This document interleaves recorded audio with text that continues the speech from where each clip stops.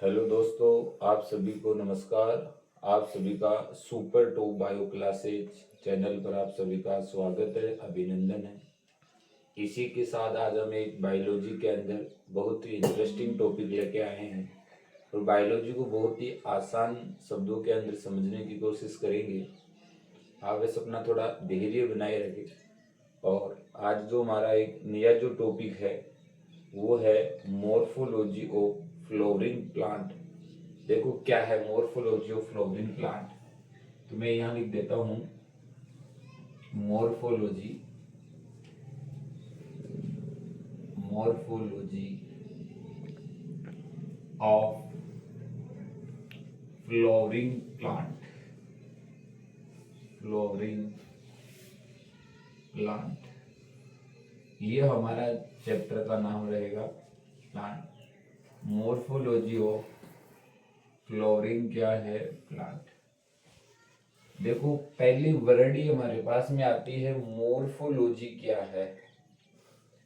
Morphology जो word है ये हम तब यूज करेंगे जब प्लांट का हमें केवल आउटर स्ट्रक्चर के बारे में पढ़नी हो, यानी केवल एक्सटर्नल स्ट्रक्चर पढ़नी हो, तो हम उसको मॉर्फोलॉजी के अंतर इंक्लूड करेंगे।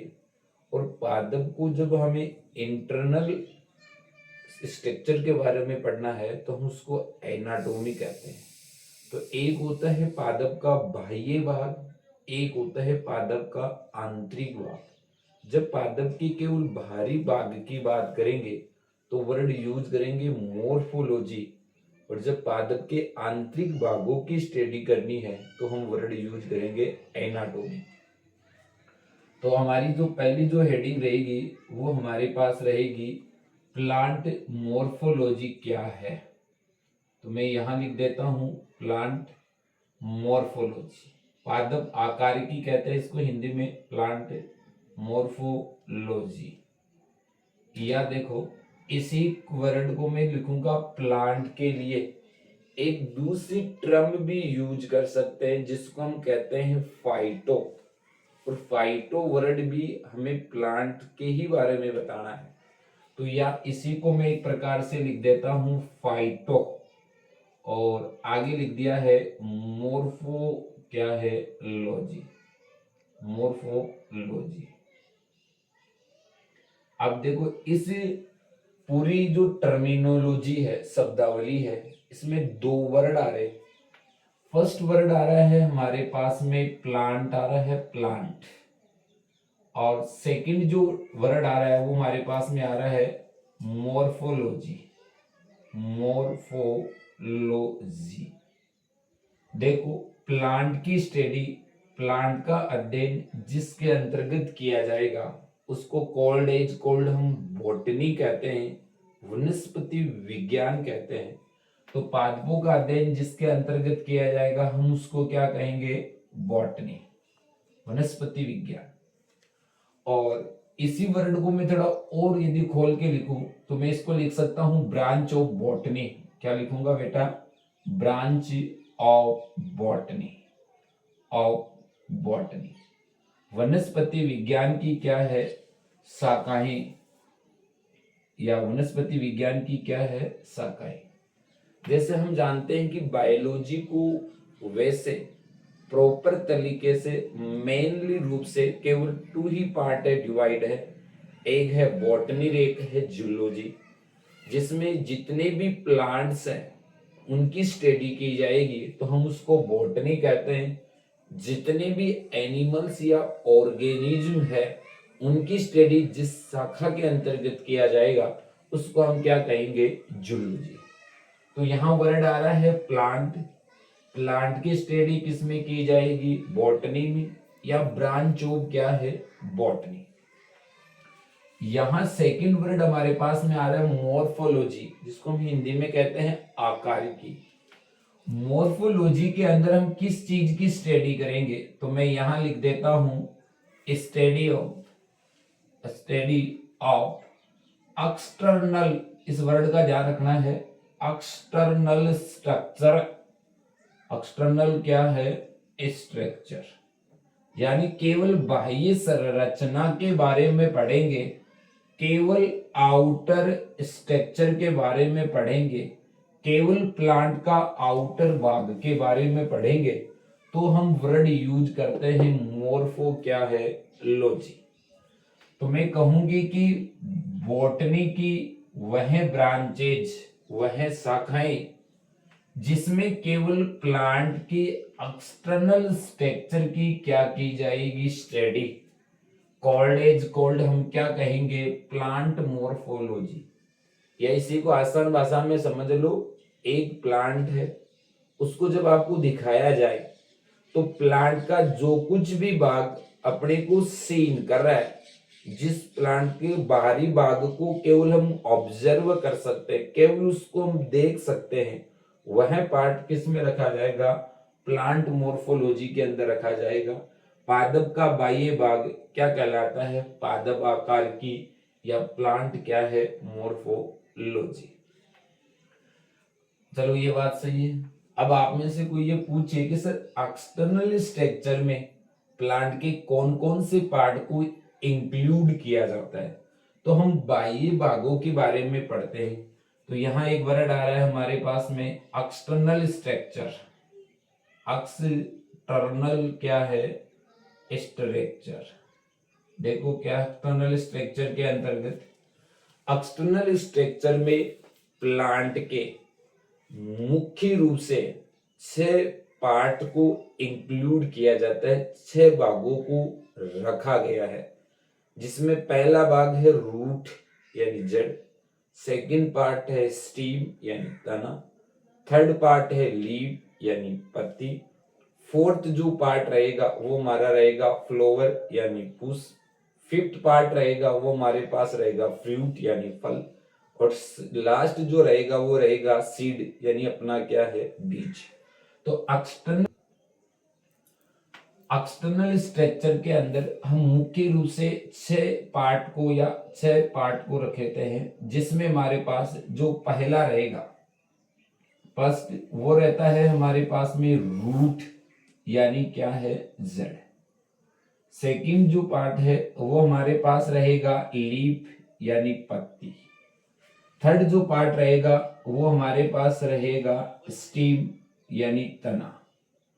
फोर्थ जो पार्ट रहता है हमारे पास वो रहता है फ्रूट यानी फल, फ्रूट फल। फिफ्थ जो पार्ट रहता है वो हमारे पास रहता है फ्लावर यानी पुष्प, और सिक्स पार्ट जो रहता है वो हमारे पास रहता है सीड यानी क्या है, बीज। ये सारे के सारे जो भाग है ये प्लांट के आउटर पार्ट में रखा जाते हैं, मतलब पादप के बाह्य भाग है, यानी केवल प्लांट के एक्सटर्नल स्ट्रक्चर में रखा जाएगा। तो यदि इन 6 पार्टों की यदि हम स्टडी करेंगे तो वो किसके अंतर्गत आएगा, मॉर्फोलॉजी में। तो पूछे कि एक्सटर्नल स्ट्रक्चर का मतलब समझ में आ गया होगा, बाह्य भाग में केवल 6 पार्ट रखे गए हैं, root, leaf, stem, fruit, flower और क्या है, सीड। सही। देखो आप प्लांट के इससे आप मुख्य रूप से 2 पार्ट और होते हैं। एक पार्ट का नाम होता है वेजिटेटिव पार्ट। वेजिटेटिव क्या है, पार्ट। वेजिटेटिव का पार्ट का मतलब है कायिक क्या है, भाग या कायिक अंग, ऑर्गन का ही। तो वेजिटेटिव पार्ट का मतलब है एक प्रकार का कायिक भाग कितने हैं। तो हम सब जानते हैं एक प्लांट्स के अंदर यदि वेजिटेटिव पार्ट की संख्या पूछी जाए, नंबर्स पूछा जाए, तो वेजिटेटिव पार्ट कितने होते हैं, 3। तो मैं यहां लिख देता हूं कि वेजिटेटिव जो पार्ट है वो कितने हैं, 3 की बात तो सही है सर। अब 3 लिखे हैं तो उन तीनों का हमें नाम पता होना चाहिए कि कौन से वेजिटेटिव पार्ट है। तो वेजिटेटिव पार्ट के अंतर्गत 3 आते हैं। फर्स्ट आता है हमारे पास में रूट यानी क्या है, जड़। इसी के अंदर सेकंड होता है वो होता है स्टीम यानी होता है तना। इसी के अंदर तीसरा जो वेजिटेटिव पार्ट होता है वो क्या होती है, लीफ यानी क्या है, पत्ती। तो याद रखना इन 6 पार्ट में से 3 भाग को हम वेजिटेटिव पार्ट के अंदर रखते हैं, रूट को, स्टीम को और पत्ती को। आपने 10th क्लास के अंदर हाउ डू रिप्रोड्यूस ऑर्गेनिज्म, जीव जनन कैसे करते हैं, उसके अंदर एसेक्सुअल मेथड की 6 विधियां पढ़ी है, 6 मेथड पढ़ी है एसेक्सुअल रिप्रोडक्शन की। उसके अंदर एक विधि का नाम आता है वेजिटेटिव रिप्रोडक्शन। तो आपने जब उसकी वेजिटेटिव रिप्रोडक्शन की परिभाषा पढ़ी है तो आपने साफ साफ लिख रखा है कि प्लांट के रूट से या स्टीम से या लीव से किसी एक नई ऑर्गेनिज्म का या किसी एक नई ओप स्प्रिंग का या किसी एक नई संतति का निर्माण हो जाए तो हम उसको क्या कहते हैं, एक प्रकार का वेजिटेटिव रिप्रोडक्शन। तो वेजिटेटिव के अंतर्गत कितने पार्ट को इंक्लूड करेंगे, 3, रूट, स्टीम और क्या है, लीफ।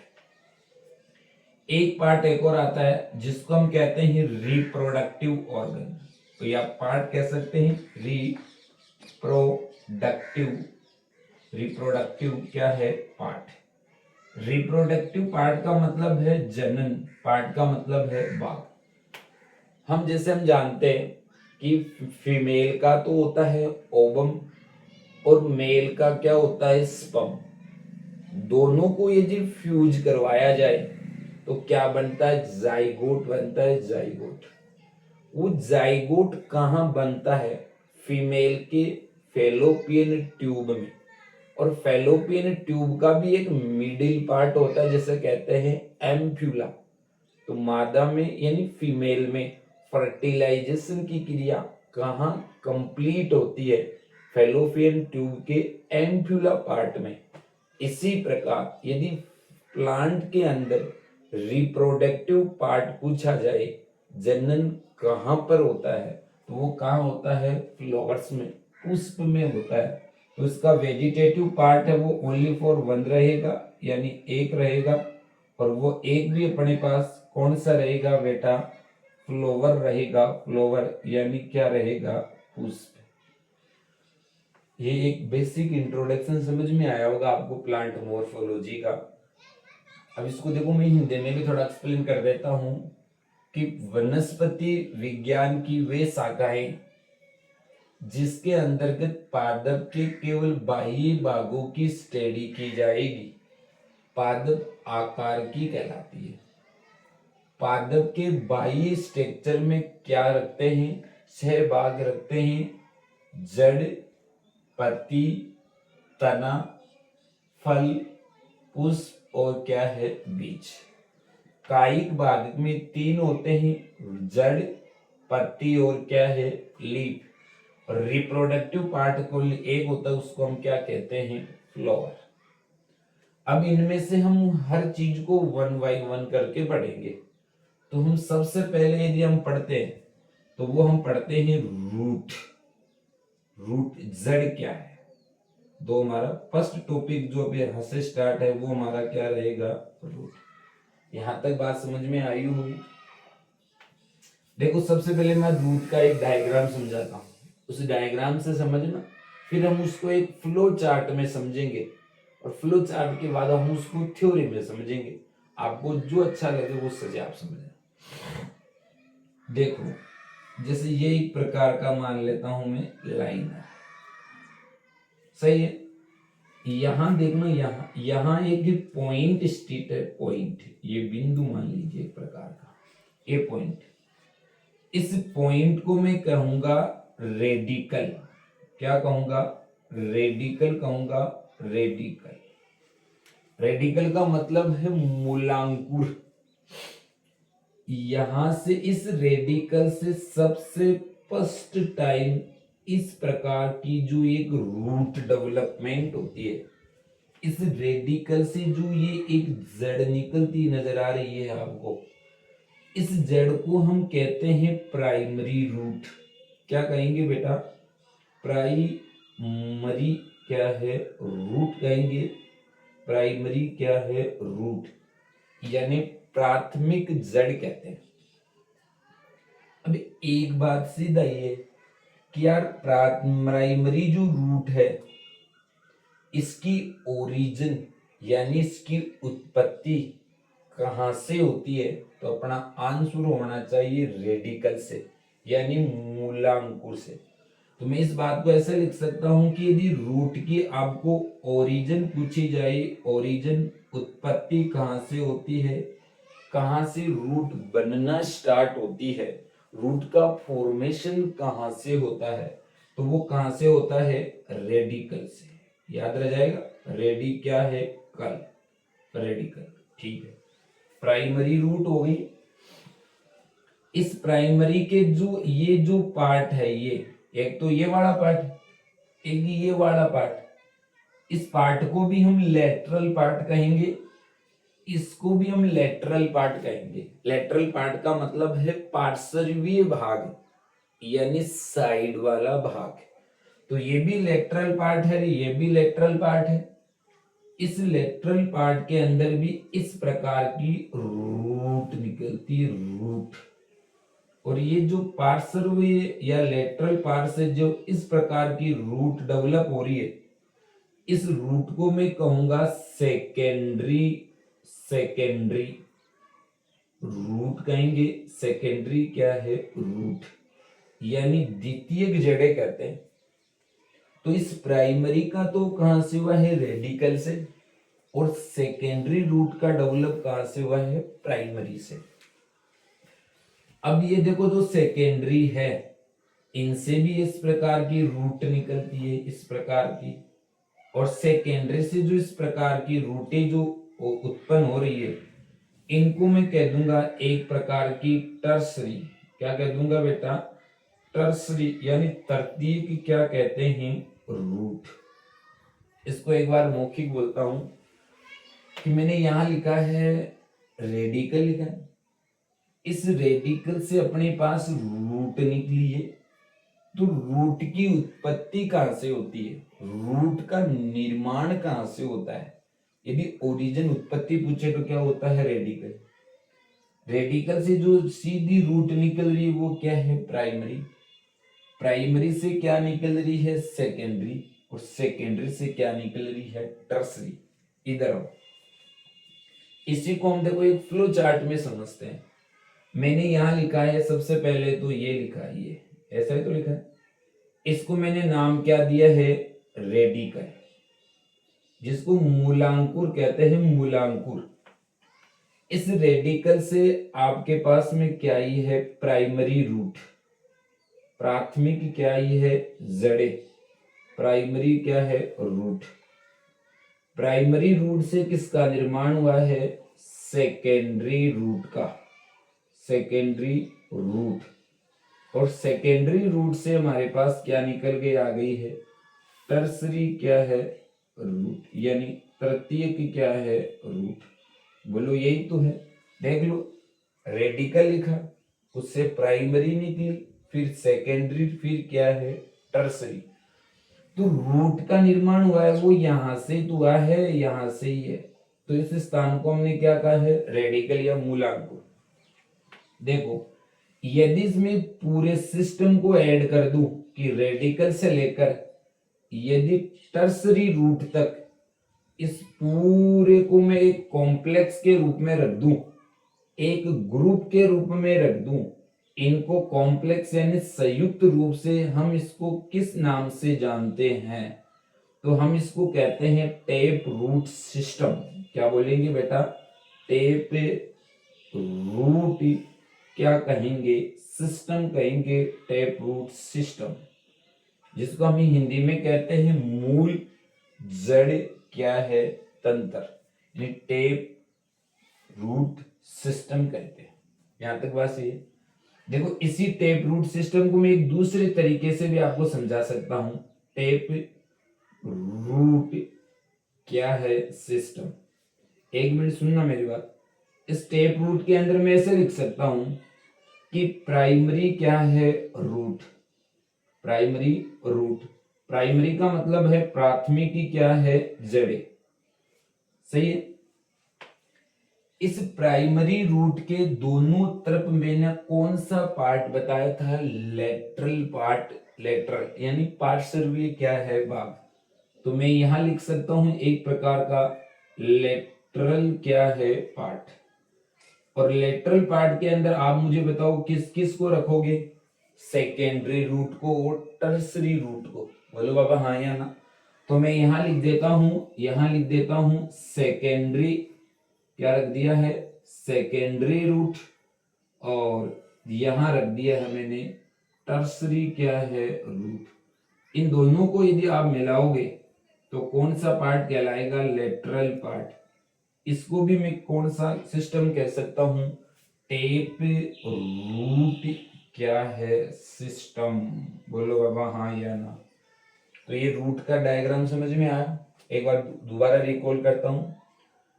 रूट की उत्पत्ति कहां से होती है? रेडिकल से यानी मूलांकुर से। प्राथमिक जड़ें हैं उनके दो पार्ट होते हैं साइड में, उनको हम लेटरल पार्ट कहेंगे। लेटरल पार्ट में ही सेकेंडरी रूट का और टर्सरी रूट का क्या होता है? डेवलपमेंट यानी ग्रोथ होता है।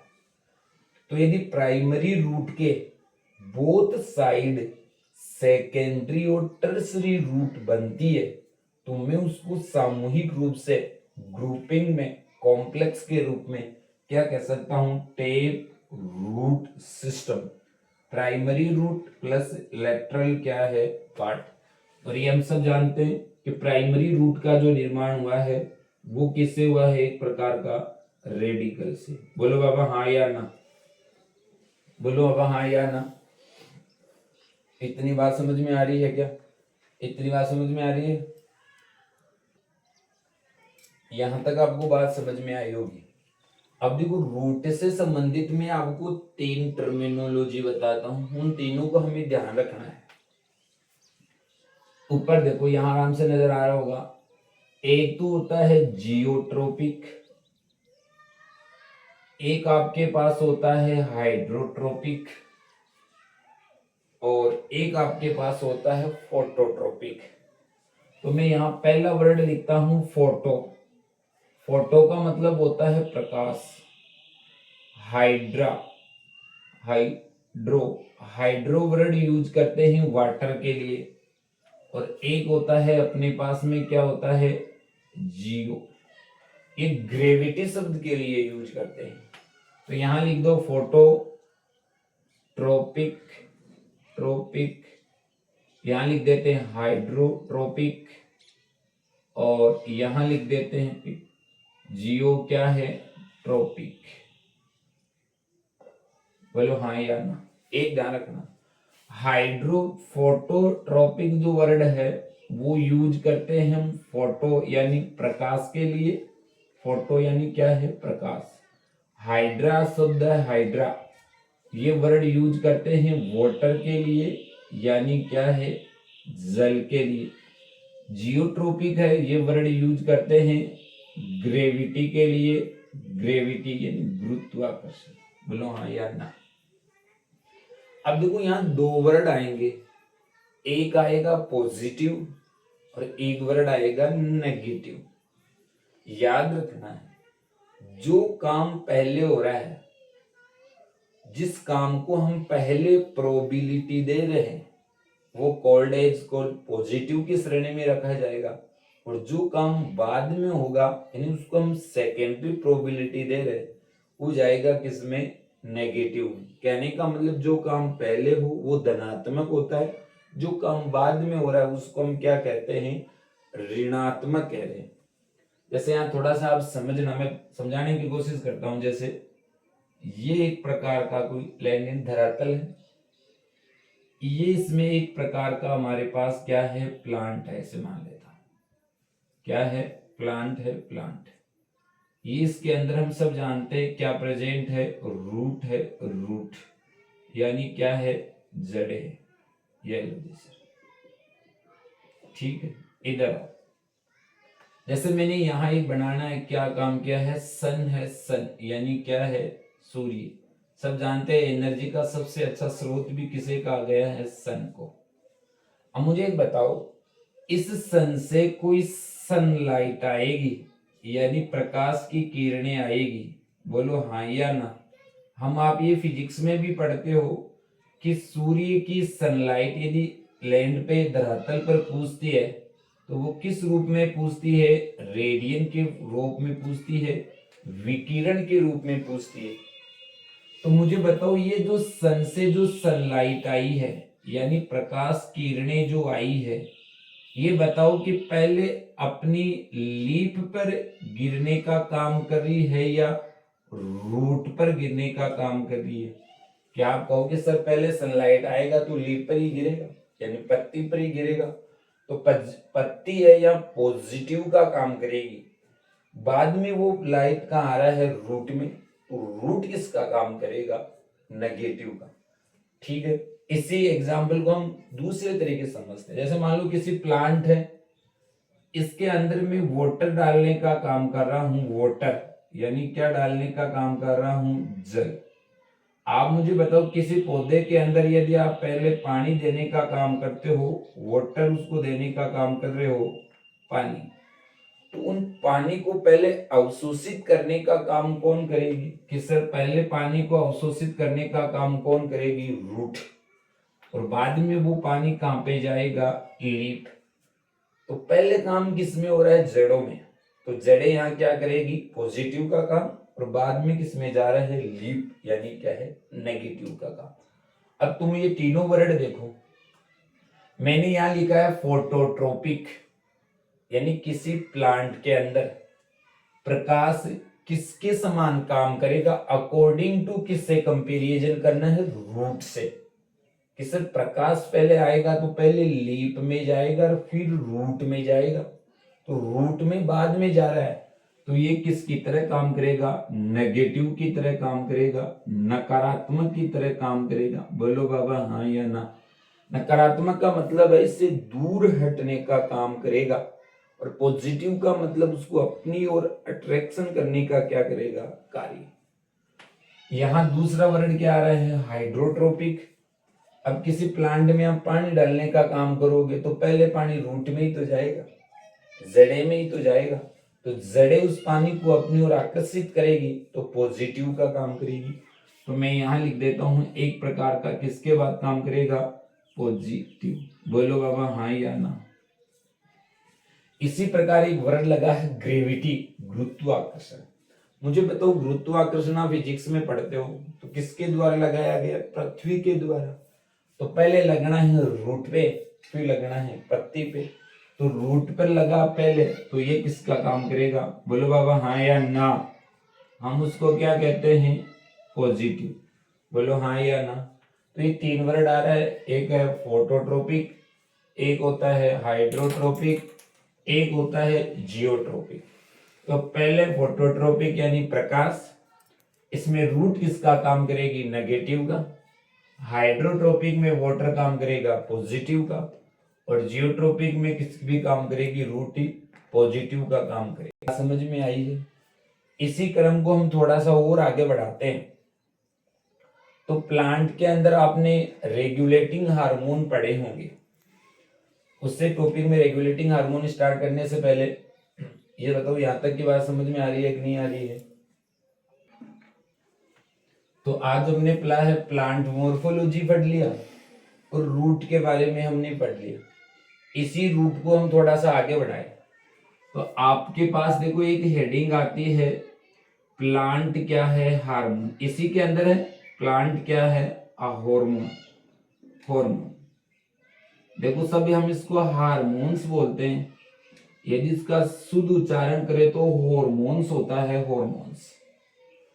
तो प्लांट के अंदर मुख्य रूप से दो प्रकार के हार्मोन प्रेजेंट होते हैं। कुछ हार्मोन्स ऐसे होते हैं जो प्लांट की गति को, जो प्लांट की ग्रोथ को इंक्रीज करते हैं यानी बढ़ाने का काम करते हैं, और कुछ हार्मोन्स ऐसे होते हैं जो प्लांट की गति को यानी ग्रोथ को क्या कर देते हैं, रोक देते हैं, स्टॉप कर देते हैं। तो पादप हार्मोन कितने प्रकार के हुए हैं, दो। देखो दो कौन कौन से हार्मोन है, एक तो होता है प्रोमोटिंग क्या है, मोटिन क्या है, हार्मोन। और एक हमारे पास जो दूसरा होता है वो कौन सा होता है, इनहिबिटिंग हार्मोन। बोलो बेटा क्या होता है, इनहिबिटिंग क्या है, वो हार्मोन। इनहिबिटिंग क्या है, हार्मोन। तो याद रखना वह हार्मोन जो प्लांट की यानी पादप की ग्रोथ को यानी वृद्धि को इंक्रीज कर देता है, इंक्रीज